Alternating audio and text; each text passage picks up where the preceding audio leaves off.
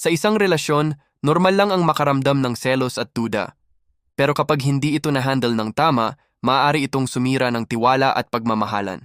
Kaya sa video na ito, pag-uusapan natin ang 10 paraan kung paano maayos na i-handle ang selos at trust issues para mas maging matatag ang relasyon kahit malayo man o magkasama kayo.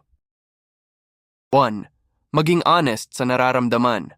Huwag itago ang selos kasi kapag kinimkim, sumasabog, mas mabuti na sabihin ng maayos para maintindihan ng partner.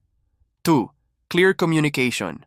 Regular na usapan, kahit simpleng kumustahan, nakakatulong para hindi magduda. Ang silence minsan, nagiging ugat ng selos. 3.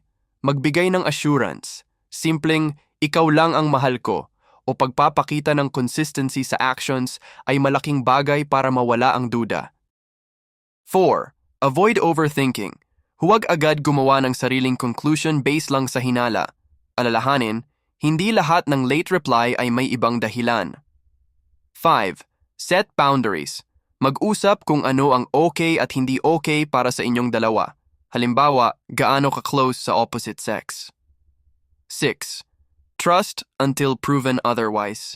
Bigyan ng tiwala hanggat walang solid na dahilan para mawala ito. Mas mabuti magbigay ng benefit of the doubt kaysa maging parano. 7. Stay busy and productive. Kapag abala ka sa trabaho, hobbies, or self-growth, mas mababa ang chance na lamunin ka ng selos.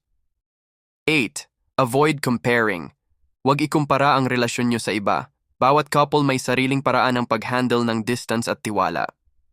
9. Focus on the positive. Imbes na isipin kung anong pwedeng mangyari, isipin kung gaano kayo katibay na kahit malayo, kayo pa rin. 10. Work as a team. Selos at trust issues. Hindi laban ng isa lang, kundi ng dalawa. Kung pareho kayong willing ayusin, mas nagiging matatag ang relasyon. Ang selos at trust issues ay hindi hadlang para maging masaya at matatag ang relasyon. Nasa kamay nating dalawa kung paano natin ito haharapin with honesty, love at teamwork. Kaya kung nagustuhan mo ang video na ito, huwag kalimutang mag-like, mag-share at mag-subscribe para sa mas marami pang hugot at love advice. Tandaan, sa relasyon, tiwala ang susi.